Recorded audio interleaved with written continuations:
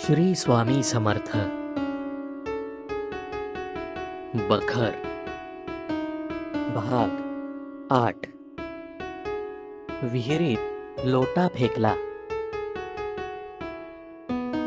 शके 1776च्या दुष्काळात एके दिवशी पुणे वैभव करते महाराजांच्या दर्शनास गेले असता गावाबाहेर एका मोठ्या बावडीजवळ महाराज बसले होते.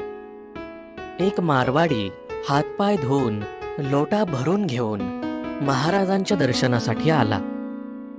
दर्शन घेऊन मारवाडी परत जात असताना महाराजांनी त्याला परत बोलावलं आणि त्याच्या हातातील लोटा घेऊन पाणी ओतून टाकलं व तो लोटा 25-30 पावलांवर बावडी होती त्यात फेकून दिला.